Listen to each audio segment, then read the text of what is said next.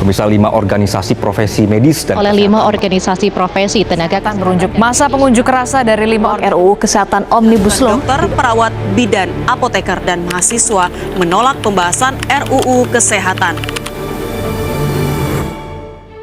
Ribuan tenaga kesehatan termasuk Ikatan Apoteker Indonesia melakukan aksi demo terkait perubahan rancangan Undang-Undang Kesehatan Omnibus Law pada 8 Mei tahun 2023. Kira-kira apa saja yang menjadi perdebatan? Mari kita simak video ini. Revisi kebijakan kesehatan bukan hanya sekedar pergantian aturan, melainkan mencerminkan tantangan dan juga kebutuhan baru. Kini, Undang-Undang 2023 menggantikan regulasi lama dari tahun 2014 yang membawa sejumlah perubahan krusial. Apa saja yang berubah dan apa saja implikasinya bagi kita semua? Pada pembahasan mengenai tenaga kesehatan, terdapat beberapa perbedaan pada Undang-Undang Kesehatan Nomor 36 Tahun 2014 dengan Undang-Undang Kesehatan Nomor 17 Tahun 2023. Pasal pada undang-undang yang terkait dengan pembahasan tenaga kesehatan terdapat di bagian pertimbangan Pasal 1, Pasal 2, dan Pasal 11. Pada bagian pertimbangan UU Kesehatan Nomor 36 Tahun 2014, pembangunan kesehatan dilakukan berdasarkan prinsip terarah, terpadu, dan berkesinambungan. Sedangkan pada UU Kesehatan Nomor 17 Tahun 2023, pembangunan kesehatan didasarkan oleh prinsip kesejahteraan, pemerataan, dan non-diskriminatif.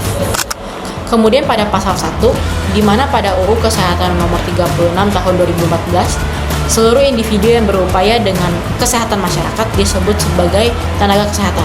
Namun pada UU Kesehatan Nomor 17 Tahun 2023, dokter-dokter bukan lagi tergolong sebagai tenaga kesehatan, melainkan sebagai tenaga medis. Kemudian pada pasal kedua, di mana pada UU Kesehatan Nomor 36 Tahun 2014, asas yang dianut berjumlah 7.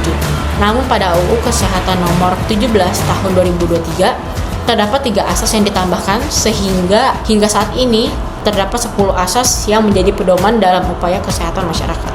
Selanjutnya pada pasal 11 pada UU Nomor 17 Tahun 2023 penetapan tenaga kesehatan dilakukan oleh Menteri Kesehatan. Sedangkan pada UU Nomor 36 Tahun 2014 Menteri Kesehatan tidak tertulis sebagai orang yang menetapkan tenaga kesehatan. Lalu pada pembahasan mengenai tenaga teknik kefarmasian, di mana dalam pasal 11 ayat 6 dan pasal 199 ayat 5 pada Undang-Undang Kesehatan Nomor 36 Tahun 2014, tenaga teknik kefarmasian merupakan sarjana farmasi, ahli media, dan analisis farmasi. Sedangkan pada UU Kesehatan Nomor 17 Tahun 2023, tenaga kefarmasian merupakan tenaga vokasi farmasi, apoteker, dan apoteker spesialis.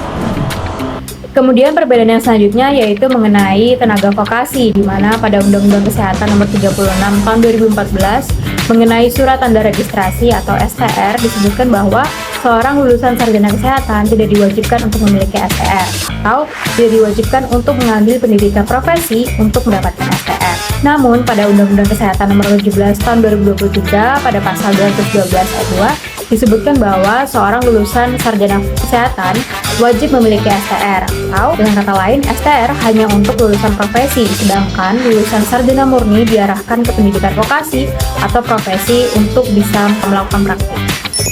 Kemudian perbedaan yang selanjutnya yaitu mengenai praktik kefarmasian, di mana pada Undang-Undang Kesehatan Nomor 36 Tahun 2014 pada pasal 11 disebutkan bahwa praktik kefarmasian hanya dapat dilakukan oleh tenaga kefarmasian seperti apoteker dan tenaga kefarmasian. Namun pada Undang-Undang Kesehatan Nomor 17 Tahun 2023 pasal 145 disebutkan bahwa dalam kondisi tertentu praktik kefarmasian dapat dilakukan oleh tenaga kesehatan lain dengan pelatihan khusus. Kemudian perbedaan yang selanjutnya mengenai obat keras, di mana pada Undang-Undang Kesehatan Nomor 36 Tahun 2014 tidak disebutkan secara khusus obat keras dalam keterangan tertentu. Namun pada Undang-Undang Kesehatan Nomor 17 Tahun 2023 pada pasal 320 ayat 5 mengenai obat keras disebutkan bahwa hanya obat keras tertentu saja yang terdapat pembatasan indikasi atau jumlah yang dapat diserahkan oleh apoteker tanpa resep. Menurut pendapat pendapat saya, Undang-Undang Nomor 17 Tahun 2003 ini tuh banyak sekali menghapus peran tenaga teknis kefarmasian dan mewajibkan pendidikan untuk STR ke vokasi atau profesi, memperketat persaingan dan